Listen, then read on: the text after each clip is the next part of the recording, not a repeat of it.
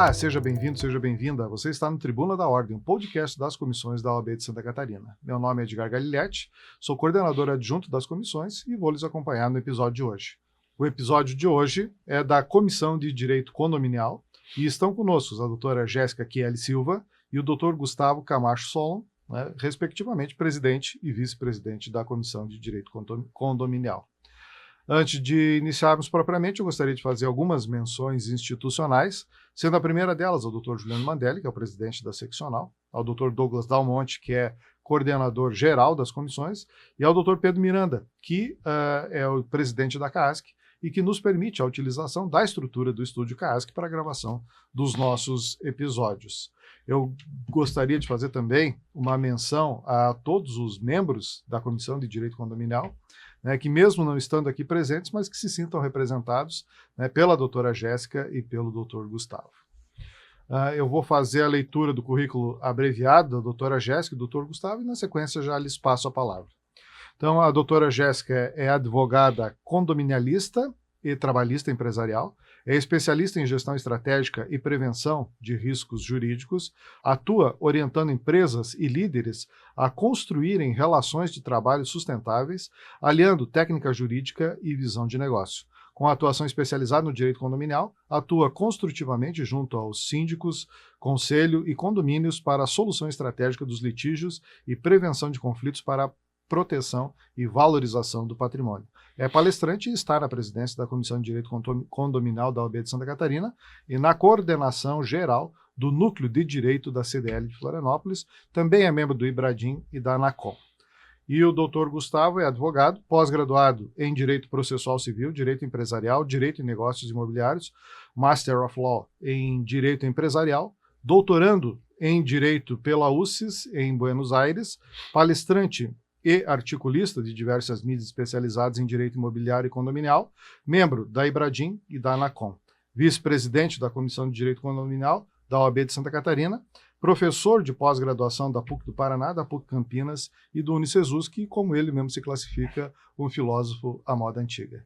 Então, sejam muito bem-vindos, doutora Jéssica, doutor Gustavo. Passo inicialmente a palavra, então, à doutora Jéssica para suas considerações iniciais. Perfeito, doutora Edgar, muito obrigada pela oportunidade da OAB, por esse projeto maravilhoso que vem trazendo voz às comissões também, oportunizando que os nossos trabalhos ganhem uma vitrine nesse canal importante. Agradeço a presença do vice-presidente, doutor Gustavo Camacho, que sempre juntos aqui tentamos trazer o condomínio como uma matéria cada vez mais importante para a comunidade jurídica especializada.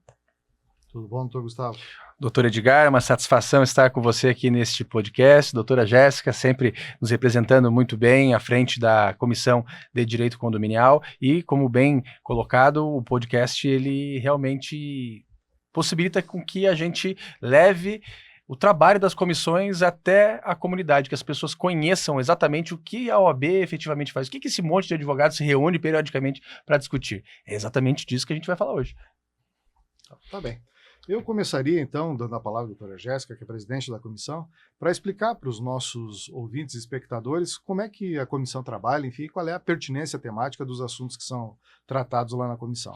Perfeito. A construção da comissão é constante, é uma comissão jovem, estamos no segundo ciclo dela de Constituição, segundo para terceiro.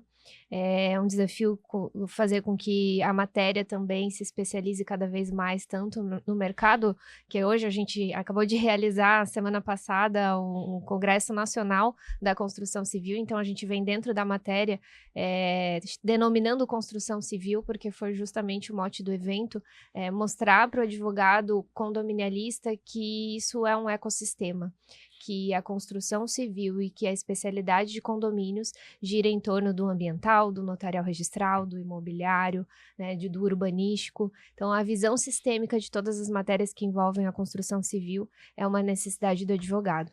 E a comissão se constrói com base nesses eixos, que é justamente trazer ao advogado condominialista uma oportunidade de atualização, tanto legislativa, jurisprudencial. Recentemente tivemos a presença, por exemplo, na última reunião do Corpo de Bombeiros Militar de Santa Catarina, que através do Major Oscar esteve conosco trazendo atualizações recentes e muito debatidas a respeito dos carregadores elétricos.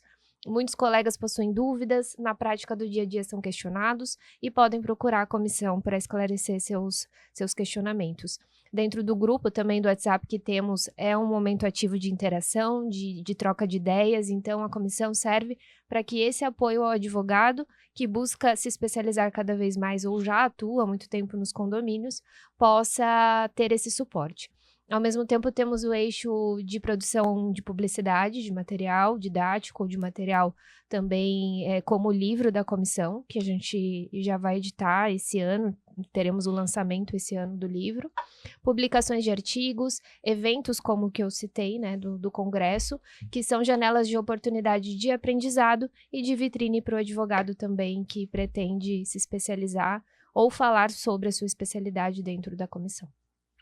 Eu teria uma pergunta para o doutor Gustavo, e eu aproveito aqui para fazer menção, né, a um livro que ele escreveu e lançou recentemente, né, Vícios Construtivos, Garantias e Responsabilidades na Construção Civil, para falar um pouquinho, né, sobre a questão dos vícios construtivos e como é que isso é tratado dentro da Comissão de Direito Condominial, né? Qual é a relação dessa matéria com o direito condominial? Bom, doutor Edgar, essa temática ela é um dos grandes pilares que sustentam o direito condominial, que basicamente ele é entendido como a relação interpessoal, é o primeiro pilar do direito condominial, então regula as relações entre os moradores, entre os condôminos, entre aqueles conviventes daquele ambiente condominial, as cobranças dos devedores das cotas condominiais e o outro pilar é justamente vícios construtivos. E nós vamos tratar também de um outro pilar, que é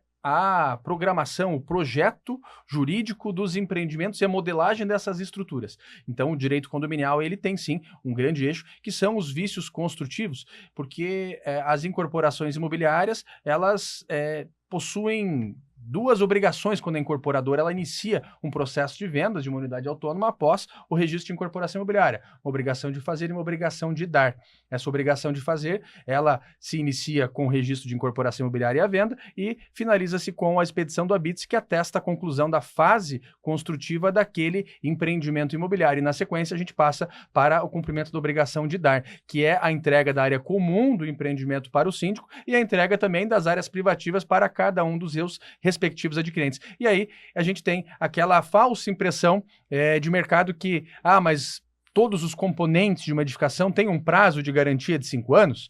E aí, por esse motivo, no 4º ano começa a corrida dos laudos dentro dos condomínios edilícios e das unidades autônomas. Mas nem todos os prazos de garantia, eles possuem 5 anos. Alguns prazos são menores, 1 ano, 2 anos, de acordo com a NBR 15575, 3 anos, de acordo com a 17170, ou até mesmo 5 anos, como as pessoas acreditam que é assim, justamente por conta do artigo 618 lá do Código Civil. No entanto, a gente tem uma outra sistemática, que é o prazo de responsabilidade, que pode chegar a até 10 anos. Então, sim, vícios construtivos é um dos grandes pilares que sustentam a advocacia condominial.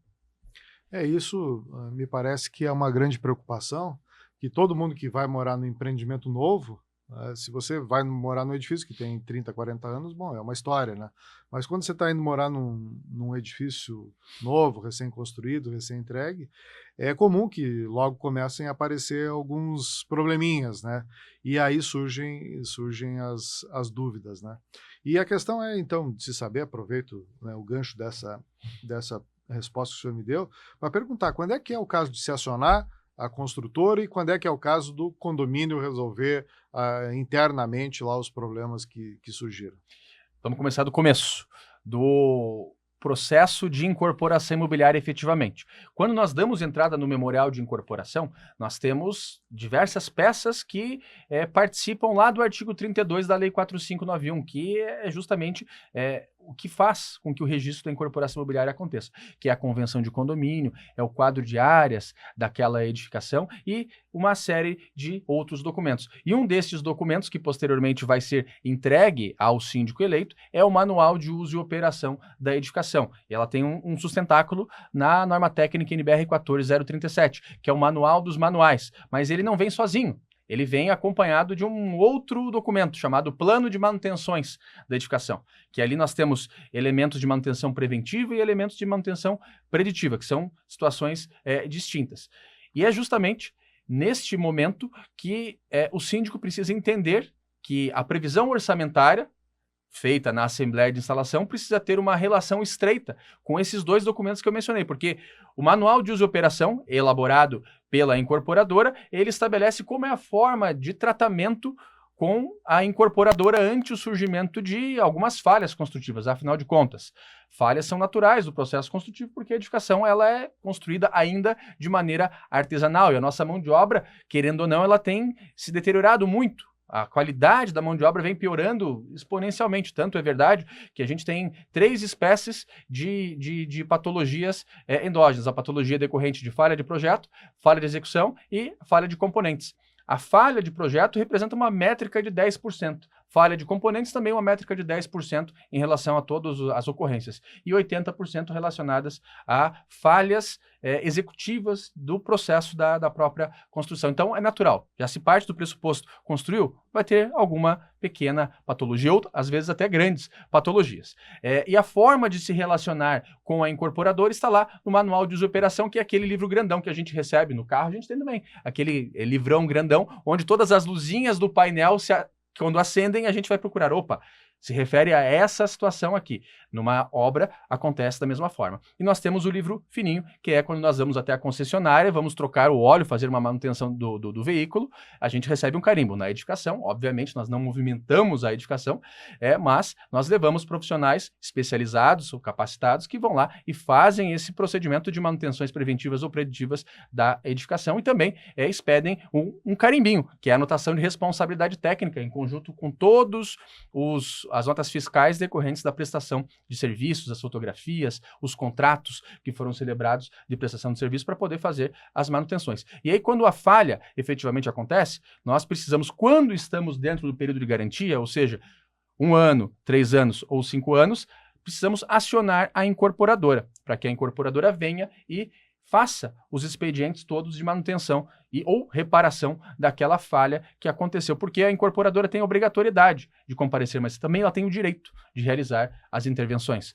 uma vez que ela tem a anotação de responsabilidade técnica daquele empreendimento. Então, não cabe ao condomínio ou ao síndico fazer a reparação, porque assim como acontece no veículo, se nós vamos lá, temos uma garantia do veículo de 5 anos, mas o pressuposto é que a gente sempre faça as manutenções de acordo com a recomendação do fabricante. Se eu vou lá, faço a manutenção em desacordo com a recomendação do fabricante, perdi a garantia. Acontece da mesma forma com a incorporadora. Então, se a falha acontece, eu não posso chamar o Zezinho para poder fazer a reparação. Eu preciso chamar o representante da incorporadora através dos canais de comunicação estabelecidos do protocolo de saque, para que a incorporadora vá lá e verifique se, de fato, é uma patologia construtiva. Porque a incorporadora ela precisa dar esse atendimento quando o componente, o sistema ou o subsistema ainda se encontram em garantia. Ela só não vai dar a garantia diante de algumas situações bem específicas. Primeiro, caso fortuito ou força maior, artigo 393 lá do Código Civil. Segundo, a falha não existe. O parágrafo 1º, inciso 1º do parágrafo 3º do artigo 14 do Código de Defesa do Consumidor, ou então diante da ocorrência de mau uso. E o que é mau uso é justamente elementos onde nós não tivemos a realização de manutenções e intervenções, ou até mesmo uma outra linha, que são patologias de natureza exógena, ou seja, geradas por fatores externos daquela edificação. Um vizinho que tenha efetuado uma construção vizinha e tenha trincado, rachado, fissurado a edificação já anteriormente pré-existente. Então, o manual de uso e operação é o grande ponto, onde a incorporadora ela precisa se atentar para dar todos os canais de comunicação necessários para que o síndico e também os condôminos se comuniquem ante a ocorrência de falhas. E, doutora Jéssica, o direito condominial é relativamente novo, pelo menos na forma como a gente vem considerando hoje, né? não é que nunca existisse, né? É que hoje existe uma forma um pouquinho mais rebuscada de se tratar essas questões e a própria obra aqui do Dr. Gustavo, né, e a fala dele deixa claro que existe uma separação, né, entre a questão do vício construtivo e aquelas questões eminentemente condominiais. Mas também eu vejo que se relaciona com várias outras áreas do direito, né? Até no começo da sua fala, a senhora falou sobre várias outras comissões aqui da OAB que acabam tendo relação notarial, enfim. Né? E como é que lá na comissão, né, vocês trabalham essas questões que são, vamos chamar assim, interdisciplinares, né? Que tem um tratamento que pode eventualmente competir a mais do que uma comissão. Como é que é essa interação entre as comissões que têm pertinência temática mais ou menos parecida? Certo. É um movimento, é uma construção. De fato, é um caminho que o advogado especializado conscientemente toma no seu dia a dia. Certamente muitos devem ter começado pelo imobiliário como genericamente uma matéria macro, mas no momento que ele se insere num condomínio, seja de maneira recorrente, num contrato mensalista, ou então numa assessoria em assembleia, ou numa assessoria resolvendo, a exemplo, vícios construtivos, ações específicas perante construtoras, ele se depara com matérias interdisciplinares necessariamente na atuação jurídica e ele precisa ter essa visão sistêmica.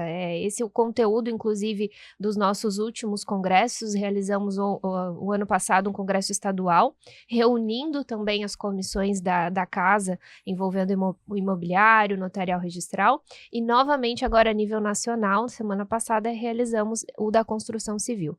É um movimento interno da matéria, tanto da OAB Santa Catarina, quanto do Conselho Federal da OAB, que apoiou o último evento, porque nós não vemos possibilidade de destacar as matérias ou trazer simplesmente uma atuação cega, né, no condomínio. O condomínio é, de fato, um ecossistema. As cidades estão cada vez mais complexas, cada vez mais modernas, cada vez mais sociáveis, no sentido também dos planos diretores se atualizando, trazendo a realidade. O direito a gente sabe que é um pouco mais lento do que o caminhar da sociedade, então as demandas chegam primeiro nos condomínios e a gente precisa adaptar a legislação, a gente precisa motivar o judiciário para que as sentenças, para que os acórdãos sejam cada vez mais uniformes, e esse movimento da comissão é de inclusão. Nós somos pequenos na matéria condominial e no sentido representativo ainda dentro da casa, é um objetivo dessa gestão atual, né? Sempre foi nas nossas reuniões internas de diretoria, foi sempre colocado isso, vamos fazer o quê para justamente trazer esse engajamento, para que nossa rede social, para que nossos congressos, nossa literatura, nossas reuniões tenham cada vez mais presença dos colegas, porque realmente ela é interdisciplinar. Então, o colega se alimenta dentro da comissão de imobiliário com matérias condominiais, se alimenta no notarial registral, e o momento que ele tem uma comissão autônoma, ele tem que entender que lá também é um ecossistema integrado, nós somos partidários dessa inclusão, e a matéria que a gente traz é interdisciplinar também. Trazemos colegas, né, para falar do imobiliário como um todo, trazendo matérias amplas e cada vez também as matérias condominiais englobando esse ecossistema. Eu acho que um dos pontos aqui que eu coloquei para a gente discutir, né, é sobre a questão da personalidade jurídica dos condomínios, né, que isso vem evoluindo no direito e eu não sei exatamente hoje qual é o estado da arte, e como é que lá na comissão vocês trabalham essa questão da personalização jurídica dos condomínios? A gente vem acompanhando a matéria, existe uma necessidade legislativa de adequação disso, então não necessariamente é uma etapa que nós teremos ingerência, a não ser que as motivações políticas e doutrinárias e jurídicas aconteçam, mas o estudo ocorre justamente também de fora para dentro. A comissão é motivada muitas vezes pelos colegas de como atuar diante de um conflito de personalidade jurídica, né, e de conflito da necessidade desse CNPJ ser mais amplo. É o caminho, acreditamos que é um acompanhamento, é um caminho de evolução, afinal o condomínio ele tem essa representação jurídica, ele tem a possibilidade possibilidade de se fazer contratações, né, de assinar termos e contratos, mas não é comparável a uma empresa que possui todo o seu ecossistema amplo de personalidade jurídica através de um CNPJ.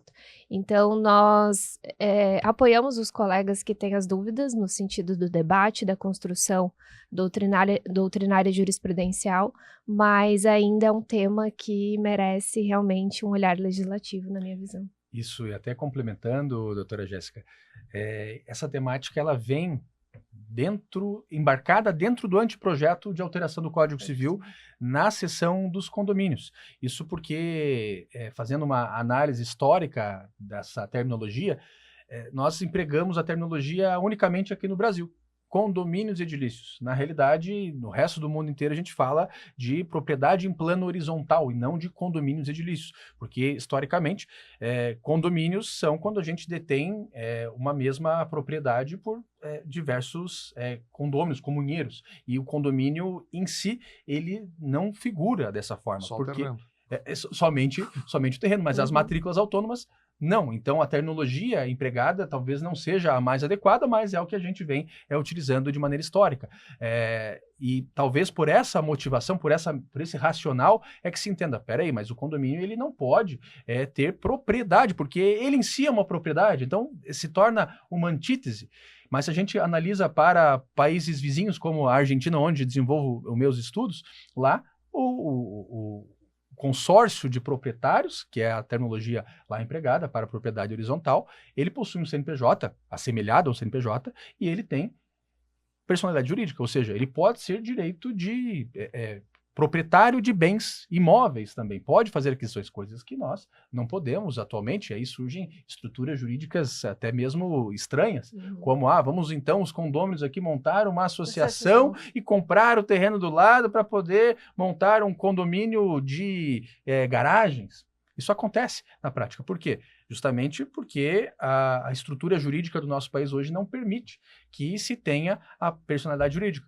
Então, e tem um lado negativo também de, eventualmente, nós termos a personalidade jurídica, que são os assuntos que a gente acaba debatendo isso na Comissão de Direito Condominial. O fato é, nós temos um direito em evolução e nós temos a realidade já evoluída.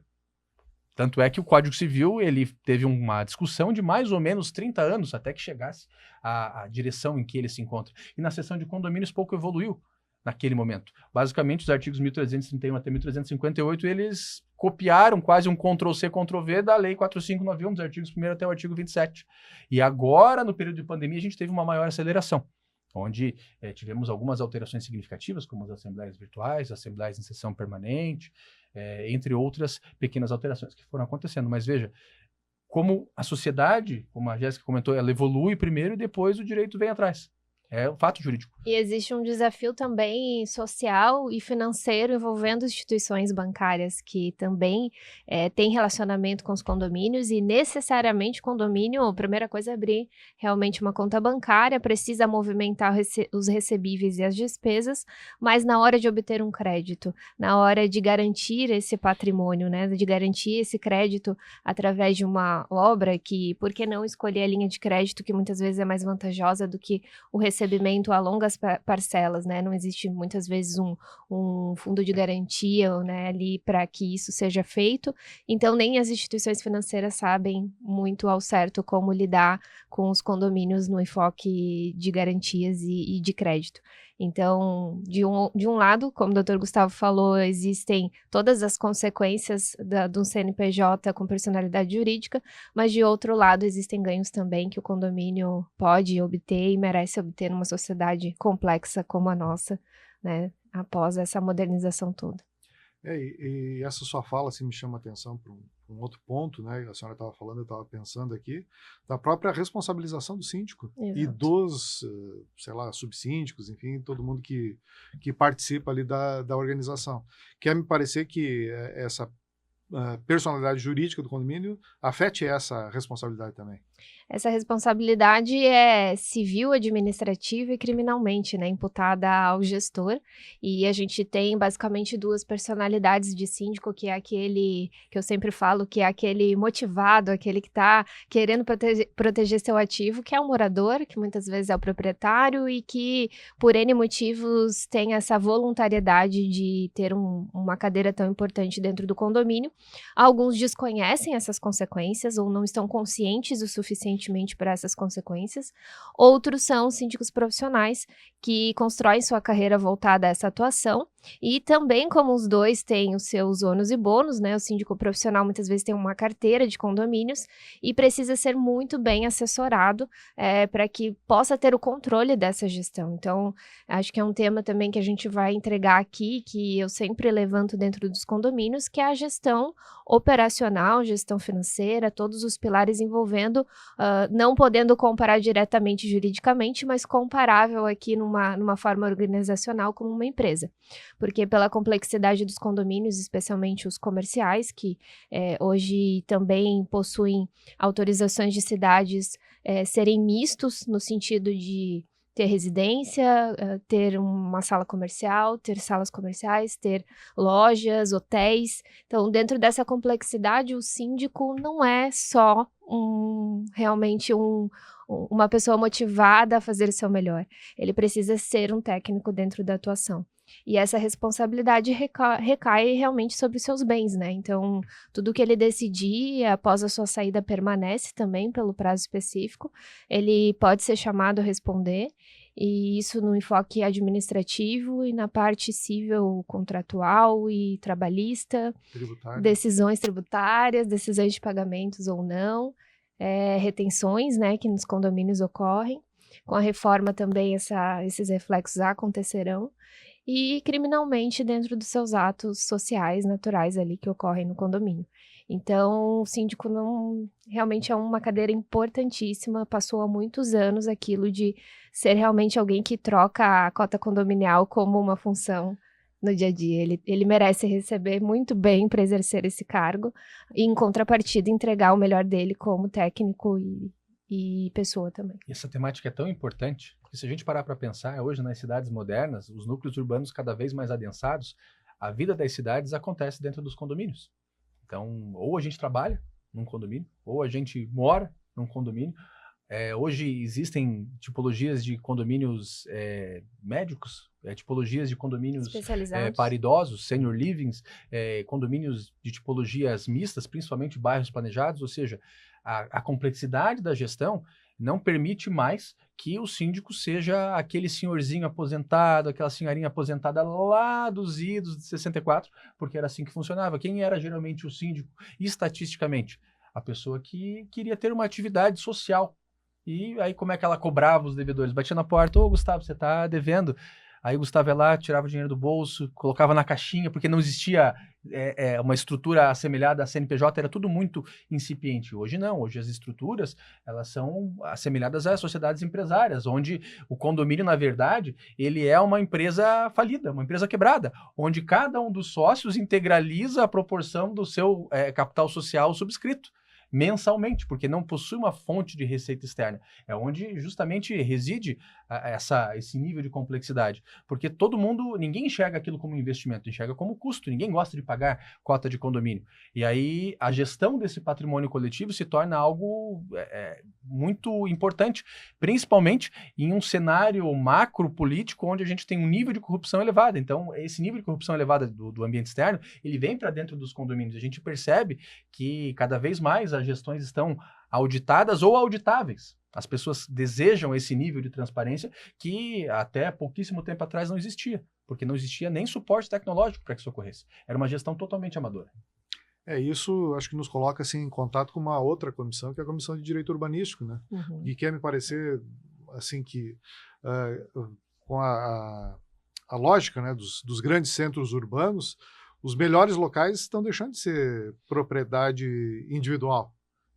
Aquelas casas antigas, né, acabam sendo demolidas e se constrói um edifício de 80 andares, sei lá. E às vezes a gente mora em prédio e você não conhece quem é o seu vizinho do lado, o vizinho da frente, e as pessoas não se conhecem, né? E isso me chamou a atenção também, sabe, Gustavo, de uma fala sua, e é bom que você esteja aqui e tem um livro, né? Que eu tenho visto, assim, não ultimamente, mas nos últimos anos, um novo modelo de edificação de condomínios, né? Antigamente eu comprava um apartamento da construtora, né? Hoje, o modelo que se oferece, pelo menos eu vi alguns contratos assim, é que aquele que se propõe a construir, ele organiza um grupo e o grupo faz um contrato que contrata ele.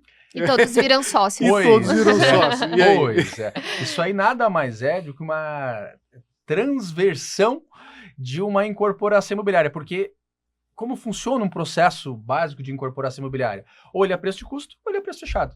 Preço de custo, eu tenho lá um processo de incorporação imobiliária onde cada um dos adquirentes contribui na proporção das suas frações ideais adquiridas para a construção do empreendimento. E aí, parênteses, essa mesma modelagem foi incorporada nos condomínios depois de já instituídos e devidamente instalados para a contribuição do regime de rateio das cotas de condomínio. Voltando para cá.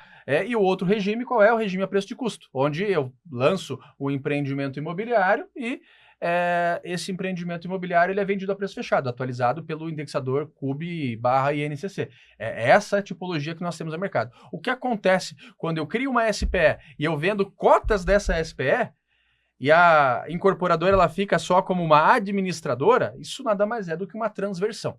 Isso é uma incorporação, uma simulação de incorporação imobiliária. Tanto é que os tribunais vêm reconhecendo em larga escala que esse tipo de coisa não pode acontecer. O que geralmente ocorre e que funciona são os contratos de SCP, Sociedades em Conta de Participação, onde a incorporadora para cada obra constitui uma SPE própria, uma sociedade com propósito específico, afeta patrimônio e por trás dessa SPE capta recurso, capta funding através das SCPs, mas que lá na frente podem ser distribuído lucro através de dação em pagamento de unidades autônomas. Aí a gente tem algo mais estruturado. Porque na incorporação existe toda uma lei própria e regramento estabelecido para a segurança do comprador, Exato. Especialmente no que o doutor trouxe anteriormente, com relação ao memorial de incorporação e toda a documentação exigida de um projeto. Então, isso não acontece, né, na SPE, não acontece dessa maneira, acontece de outras formas que trazem fragilidades ou inconsistências para o comprador que busca essa segurança. Ele vai ter um CNPJ para recorrer, né, um tipo de material pré-estabelecido lá na origem. E o que é interessante, né, quando a incorporação não ocorre, vamos pensar em vícios construtivos. Deu patologia, deu problema, eu preciso contratar um laudo técnico de engenharia para poder comprovar a existência do nexo de causalidade, a culpa decorrente de negligência, imprudência e imperícia. E aí mando uma notificação. Eu mando uma notificação para quem?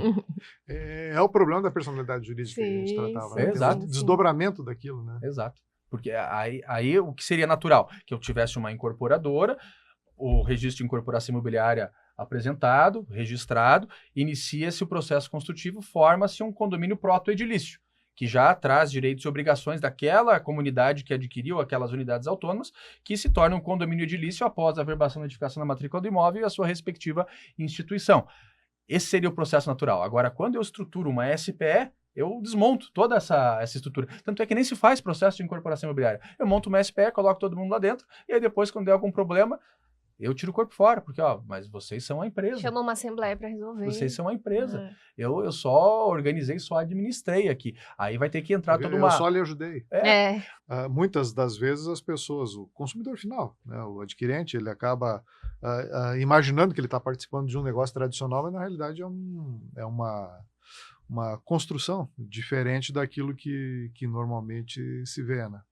Então, quer dizer, eu acho que cada vez mais as pessoas estão morando em condomínios, né? Isso me parece sim, que é uma realidade já consolidada e não vai haver volta, né? E isso traz outros problemas, né? Como, por exemplo, locação, né? E a locação de curta temporada, que eu acho que talvez seja dentro dos assuntos debatidos nos tribunais a top, né? De linha, enfim, o que tem se mostrado aí com maior geração de problemas, né? E aí a pergunta doutora Jéssica, né, como é que isso está regulamentado hoje, até para instruir os nossos ouvintes e espectadores, né? E qual é a possibilidade, né? E volto lá para a questão da personalidade jurídica do condomínio, que o condomínio, como personalidade jurídica, ele tem para regular esse tipo de situação.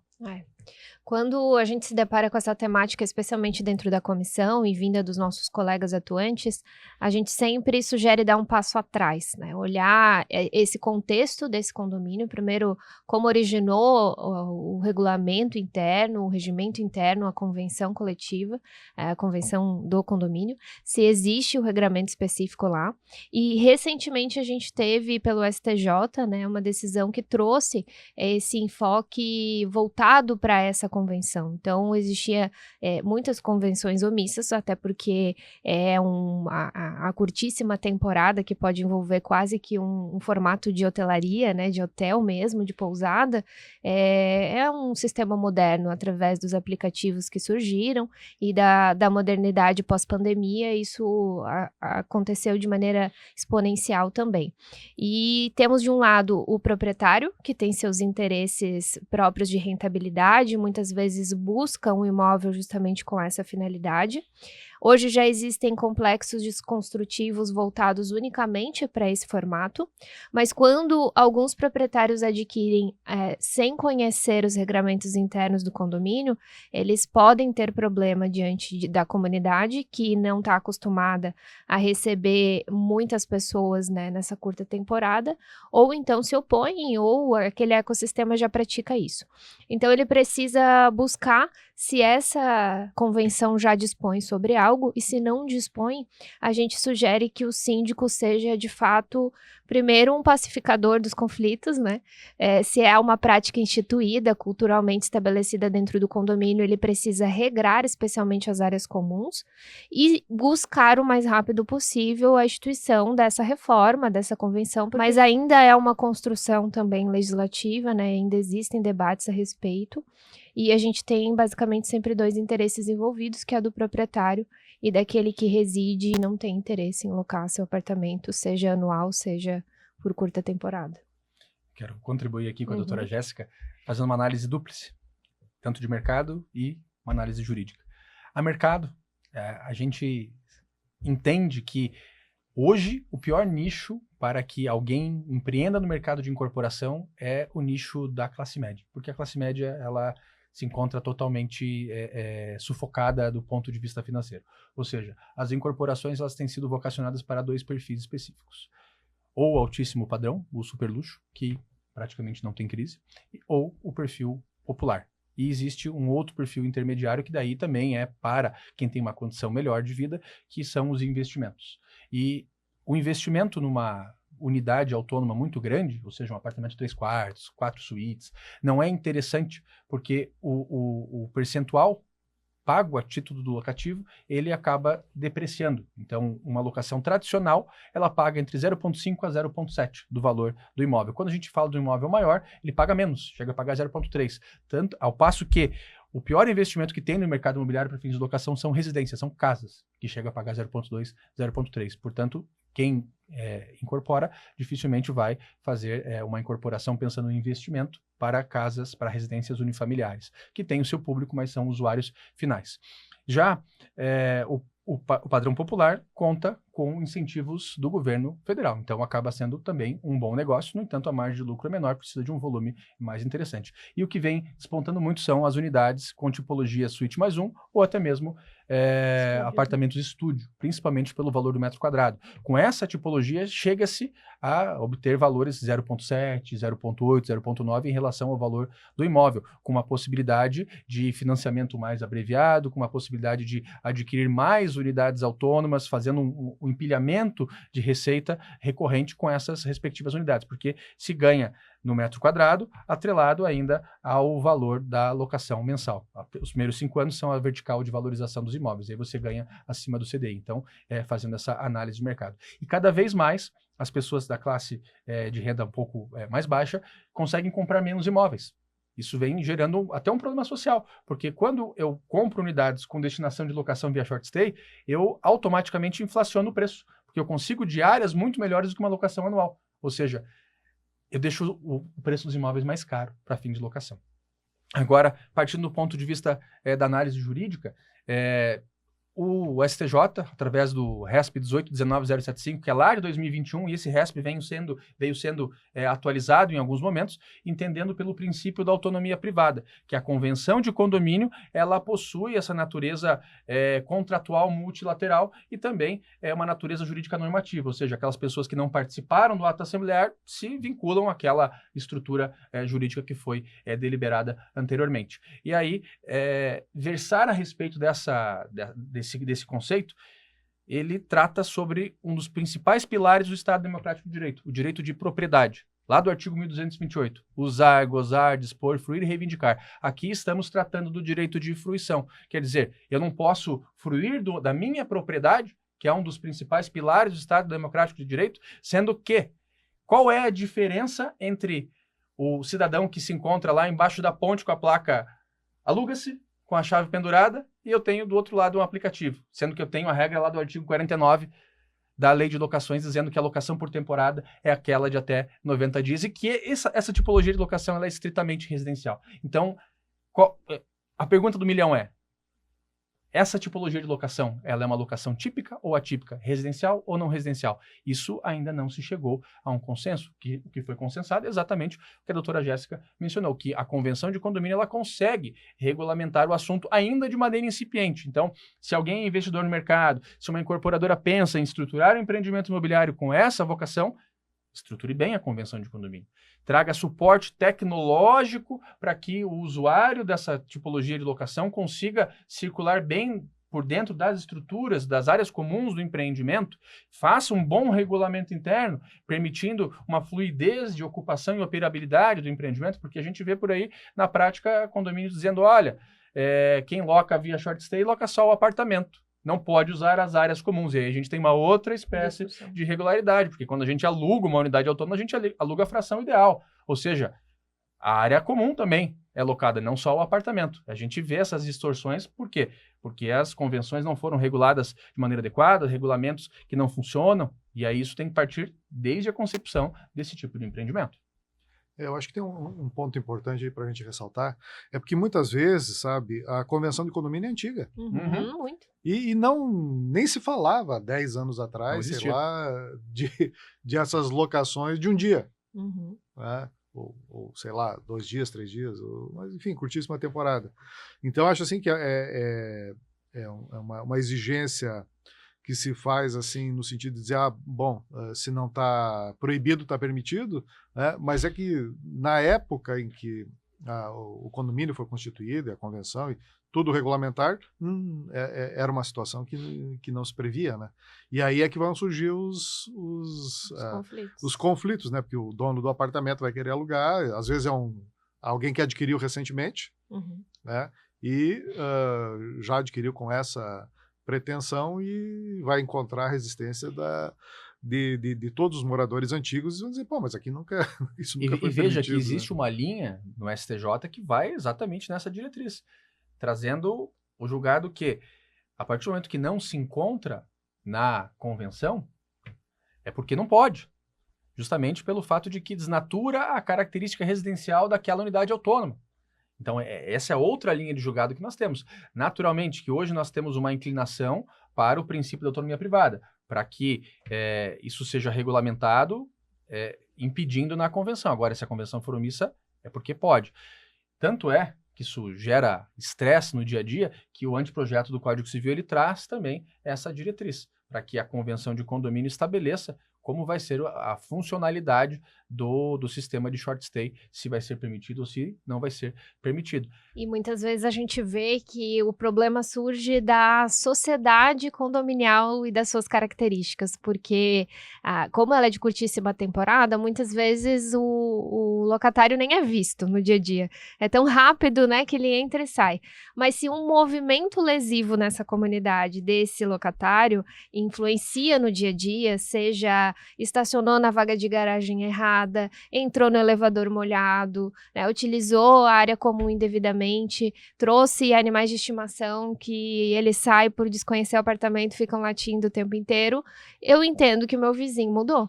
Então, realmente, o meu vizinho não é mais aquele que tinha a mesma rotina no dia a dia. E aí eu acabo noticiando os fatos ao síndico, que busca informações e se depara com uma realidade. Então, às vezes o investidor não tem uma característica de buscar o regramento interno e vai adquirir, e quando vê o conflito pela frente, defende sua posição de propriedade, né, e de direito, mas ao mesmo tempo tem esse reflexo que surge dentro do condomínio. Então, é realmente um momento de olhar para todo o contexto, ver a quantidade de unidades que estão realizando tudo isso, e um momento, como o doutor Edgar citou, de olhar para um documento que muitas vezes é originário da edificação. Nunca foi reformado e não traz a realidade da comunidade condominial, né? O dia a dia vem acontecendo de maneira diferente, o síndico não tem embasamento para notificar, para trazer um regramento, não consegue agir, se vê preso e atarefado de situações que os condôminos também não compreendem. Então, é um momento de reformar. De modo geral, as incorporadoras, elas vêm entendendo muito bem isso. Tanto é que, hoje, empreendimentos que possuem, por vezes, uso misto, possuem seções específicas. Sim. Que fisicamente possuem barreiras, que uma não se conecta com a outra, e juridicamente também, onde existem gestões distintas, a ponto de ter um subcondomínio com um subsíndico de uma seção apenas para short stay, ou então a criação, a gestação de empreendimentos com tipologia específica para short stay, onde já sai embarcado na própria convenção de condomínio, dizendo, olha, isso aqui é específico para short stay, se você quiser morar, tudo bem, mas você vai ter que conviver com essa realidade, é um empreendimento exclusivamente para investimento, para a construção de carteira de renda passiva de investidores imobiliários, já saindo com a definição de que terá uma administradora de short stay, todo mundo vai precisar se adequar àquelas regras, ao ponto de que as áreas de estacionamento também geram subcondomínios com exploração comercial por parte de operadoras de estacionamento. Então, a gente está tendo uma sofisticação muito grande das estruturas condominiais e das estruturas jurídicas condominiais. Eu já vi situação em que o proprietário comprou um determinado imóvel e como é que chama? Na assembleia de instituição, na primeira assembleia do condomínio, e aí foi informado, diz, olha, mas aqui embaixo vai ter, terceiros vão usar, não vai ser mais aquilo que estava lá no folder e tal, e a pessoa desistiu do negócio. Sim. Sim. Isso, então, quer dizer... Muda a característica do dia a dia. Ela comprou pensando que seria um tipo de empreendimento e depois vem a ser informada que não, é diferente. Né? Então, isso é um problema, né? E são problemas modernos, né? E outro problema moderno são os pets, né? Que se tornaram filhos já para muita gente. São família, né? São família. A gente vai nessa temática para a raiz do direito mesmo, né? Tanto direito fundamental, direito à vida, como direito animal. E dentro disso, mais uma vez, o condomínio interdisciplinar, um ecossistema, a gente volta à raiz da questão debatida aqui já. Os pets cada vez mais integram, de fato, as famílias, a comunidade condominial, mas também não é um conviver irrestrito. Muitos condôminos interpretam que quase são seres humanos e têm que ter as suas necessidades particulares atendidas, e isso é totalmente desproporcional. A gente sabe que um dos princípios básicos de viver em condomínio é o bom senso e o senso de coletividade. Então, o interesse particular fica em segundo plano quando tem uma regra pré-estabelecida. Em Santa Catarina, especialmente, nós temos uma lei estadual que regra de uma maneira não completa, mas muito bem específica e detalhada a respeito, né, do regramento do PET. Então, o tutor ele precisa ter suas responsabilidades claras, e especialmente recolhimento de dejetos, prever a saúde e o bem-estar do animal como pilar importante. Então, não é porque ele vem incomodando pelos latidos ou miados ou choros, por exemplo, e sim porque ele vem sofrendo a respeito de um abandono ou de uma situação de desconforto dentro da unidade privativa. Então, o enfoque é a saúde do animal e não só o transtorno, né, pelos latidos excessivos, a exemplo. Diante da circulação, se recomenda também um estudo da realidade construtiva do prédio ou daquela realidade de quantidade de pets, sugerindo até mesmo reformas no sentido de criação de pet place, para que esse espaço seja destinado às atividades do pet, e que, mais uma vez, isso esteja disposto nos documentos principais do condomínio, que são regimento interno e convenção, para que isso esteja bem claro. A gente sempre diz que um um bom condomínio de boa convivência tem regras claras, né? E aquela pessoa que descumpre vai ter suas penalidades. Mas os pets são protegidos hoje, né, nos seus direitos, e o condômino que possui como tutor tem seus direitos, mas também tem suas obrigações. E isso nos coloca em contato com mais uma comissão de direito animal. Sim. Não, e o que é legal, assim, em Santa Catarina nós somos precursores, Sim. porque foi o primeiro estado do Brasil a ter uma legislação específica sobre pets, a Lei 18.215, que é de 2021. Já faz aí praticamente um bom tempo que a gente convive com essa legislação. E nós exportamos essa legislação para Alagoas. Alagoas é o segundo estado do país que tem essa legislação. Como é que funcionava antes de termos a legislação? Discutia-se, qual é o porte do animal? Então eu posso ter um animal de grande porte, o animal é perigoso. Qual é o trajeto que eu posso levar o animal? Tem que levar o animal no colo, num carrinho? Posso levar na academia? Esse tipo de coisa se discutia. Hoje não se discute mais isso. O que se discute efetivamente? Permanência. Porque a legislação fala de circulação. E aí alguns interpretam que não é permanência, e sim tão somente circulação, que o animal pode passar, pode circular, mas não pode permanecer. E esse é um ponto até que a gente já discutiu em comissão, né, doutora Jéssica, sobre nós fazermos um trabalho também legislativo, junto à ALESC, de estruturarmos essa dúvida existente. E entra também a importância do advogado condominialista motivar a gestão condominial para a reforma dos regramentos envolvendo. Então, quem após 2021 vem transformando suas convenções ou seus regimentos e o advogado vem construindo essa reforma com o síndico, deve inserir, na minha visão, a lei complementar estadual, né, com o seu regramento detalhado e mais o que puder complementar a título de jurisprudência já existente. Né? Exatamente. E aí a situação fica pacificada, porque antes era o caos. A gente tinha duas torcidas de futebol nas assembleias, os que amam animais e os que não suportam animais ao ponto de o animal entra no elevador e sai, vai embora. E isso acontecia. Agora a gente vê uma pacificação muito grande a respeito dessa temática, ao passo que quando a gente já tive a oportunidade de fazer assembleias no estado do Paraná, lá não tem lei a respeito do assunto, e a confusão continua. Você vai para o Rio Grande do Sul, é a mesma coisa. Santa Catarina, assunto pacificado, a questão toda é permanência ou circulação. Essa é a grande discussão, mas que não levanta debates acalorados como nós tínhamos antes. Mas a gente vê, assim, isso no dia a dia, né? O crescimento aí do espaço que os pets têm conquistado. Os pais de pet. Antigamente você não ia a restaurante com cachorro, né? Sim. E hoje não é anormal você ver locais apropriados, enfim, mas se recebe, né? Hotéis. Não, isso tem até a ver com a tipologia das unidades. Se nós fizermos uma análise histórica, como eram as unidades autônomas lá em 64, geralmente apartamentos com 3 suítes, 3 quartos, 4 quartos, não era incomum. Hoje são exceções, são empreendimentos de altíssimo padrão. O que é o padrão do mercado hoje? Suíte mais um, ou até mesmo apartamento de estúdio. E quem reside nesses apartamentos são famílias unifamiliares, que às vezes o filho é o pet. Tanto é que a taxa de natalidade reduziu a níveis históricos jamais vistos, porque a gente tem mais pets do que filhos nos casais, e as pessoas possuem isso mais em casa. Então mudou bastante o perfil. Isso impacta na sociedade, isso impacta nos lançamentos imobiliários, impacta em tudo. E assim, lógico, não é o objeto aqui da nossa discussão, mas eu vi um estudo outro dia falando que os cuidados, as despesas, né, a economia gerada em torno de pets superou o skincare. Então, é um bom mercado.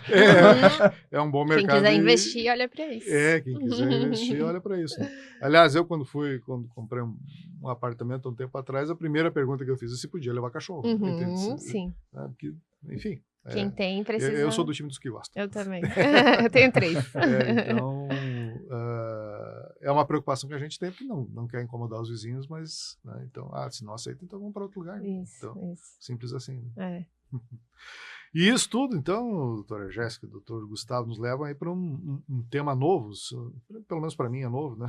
Que é compliance e ESG em direito condominial, né? Quer dizer, todas essas questões aí têm que ser administradas, e o síndico, então, me parece que tem que ser um super-homem, enfim, com superpoderes, né, de negociação.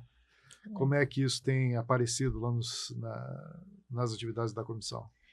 O compliance, ele vem de uma origem técnica lá do direito comercial antigo, empresarial moderno, né? Ele traz essa to comply, a conformidade, justamente tornar conforme a norma, conforme o regramento, conforme a legislação. Então, é uma adequação. É muito do direito preventivo, a gente traz esse enfoque para trazer soluções imediatas de conflitos existentes, sim. Existe um problema documental, existe um problema de comunicação, por exemplo, e o compliance pode adequar isso, mas ele trabalha muito no enfoque da prevenção.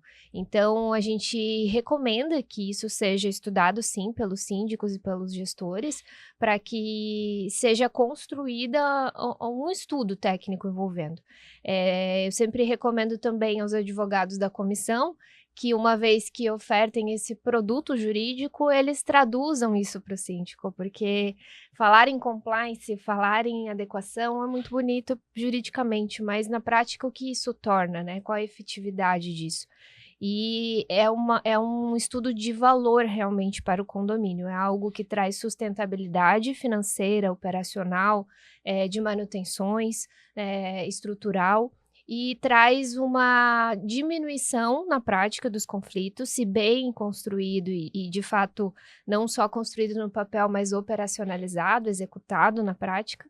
Ele realmente traz através de uma interdisciplinariedade de novo, então, o advogado como precursor da matéria jurídica, o engenheiro junto na parte civil, né, e toda a parte que envolve a necessidade construtiva, o gestor principal do condomínio, o síndico, envolvendo o conselho, e toda a comunidade condominial deve ser ouvida nesse momento de adequação e se partir para cada documento do condomínio realmente em conformidade. Então, não adianta um contrato ser assinado sem que haja uma revisão, um enfoque, por exemplo, na Lei Geral de Proteção de Dados, como isso é tratado dentro do condomínio, se existe uma portaria, como que essas informações são recebidas a título de correspondência, de registros, tudo isso é olhado, né? Se existem trabalhadores terceirizados, por exemplo, ou trabalhadores CLT próprios do condomínio, como eles estão registrados, a parte tributária, se existe um enquadramento correto, né, das notas fiscais emitidas,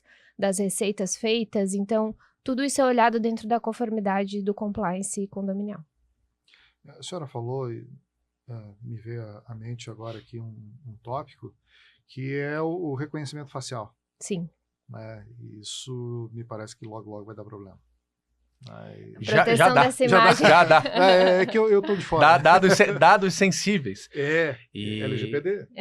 E crianças também, né, envolvidas nesse reconhecimento. Como a empresa que coleta esses dados, coleta isso, onde ela armazena, ela tem o dever legal de proteger tudo isso, mas no dia a dia, como essa operação ocorre, quem de fato tem acesso a essa informação, a essa imagem, o condomínio é um... O grande problema que a gente se depara, não autorizo a captação desse dado sensível. Como isso acontece na prática? Então, a gente tem casos dessa natureza, em que o condomínio procura implementar esses sistemas de controle de acesso mais modernos, sobretudo em empreendimentos que têm aplicações short stay, que falamos anteriormente, mas aí um condomínio fala, não aceito, preciso que seja mantido o sistema ainda das tags antigos. E aí? Como é que você estrutura isso? Esse nível de conhecimento, nível de consciência que o síndico gestor atual precisa ter. Ou buscar o apoio jurídico para isso. Daqui a pouco estão fazendo empréstimo bancário. E a LGPD é uma lei, de certa forma, nova também, moderna, mas muito bem estruturada, né? Tanto no seu nascimento quanto na sua execução até hoje, mas muitas vezes negligenciada na prática. Então, eu sempre falo também no enfoque de proteção que o titular de dados é o principal interessado e muitas vezes nós não nos preocupamos com isso. Nós falamos abertamente no supermercado, na farmácia, o nosso CPF, a gente informa nosso nome completo, data de nascimento num balcão simples de cadastro e dentro de um condomínio onde temos nossa residência, nossa área mais íntima, né, nossos assuntos mais privados, a gente compartilha irrestritamente os acessos, às vezes para facilitar um parente também, a gente usa a nossa facial para passar na porta, leva com a gente alguém que de fato é confiável naquele momento, mas está quebrando barreiras de acesso, né, barreiras corretas.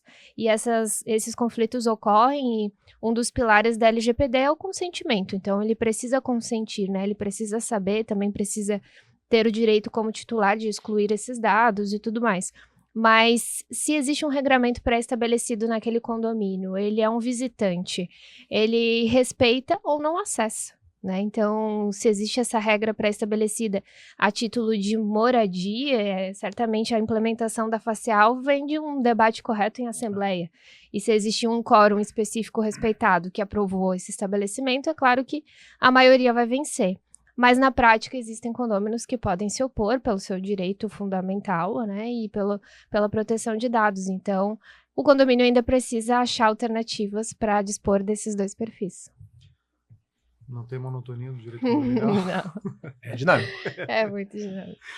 Mas, enfim, a gente já está passando da nossa hora aqui, mas tinha um ponto assim que eu gostaria de usar até para fechar essa nossa conversa, né?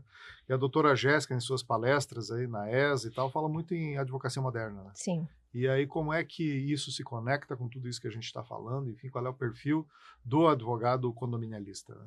Sim, o advogado, na minha visão moderna, é aquele que é interdisciplinar.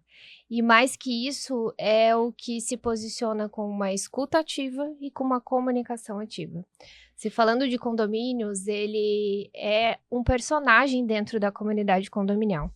Ele muitas vezes é visto como assessor direto do síndico, mas muito mais que isso, né, na prática ele assessora a comunidade condominial, todos os condôminos que no dia a dia recebem os reflexos das suas sugestões, pareceres ou decisões jurídicas. Então esse advogado condominialista, o advogado moderno, precisa ter uma visão interdisciplinar, não só do direito, né, e sim de gestão, financeiro, estratégia, como de fato pegar na mão um conflito existente dentro do condomínio e solucionar da melhor maneira possível, que muitas vezes não é o conflito no judiciário, que muitas vezes é uma solução pacífica de uma conversa. Eu me deparo com pedidos, às vezes, de um gestor, de um síndico, para notificar um regramento que foi rompido ali, uma conduta que foi rompida, e eu olho para aquilo e digo, será que de fato a notificação resolve? Será que de fato a notificação é o caminho? Principalmente para quem é leigo, receber um título de um documento notificação extrajudicial parece algo muito complexo, algo muito impactante. Embora a gente saiba que muitas vezes é simplesmente o registro de uma conduta, juridicamente, né? E a questão de um aviso de possíveis penalidades. Mas, no momento, será que o condomínio não merece uma conversa? Né? Será que o condomínio, enquanto gestor, enquanto advogado, eu não posso olhar de uma maneira mais sistêmica, de uma maneira mais integrada, com comunicação escutativa? Então, acredito que o advogado moderno é esse que tem uma visão ampla de atitude, não só na caixinha do direito, né? na caixinha da aplicação da lei, mas realmente um apoiador, aquele que vai conduzir, né? Que vai conduzir decisões também. Ótimo. Eu, assim, acho que a nossa conversa hoje foi bem esclarecedora, para mim foi.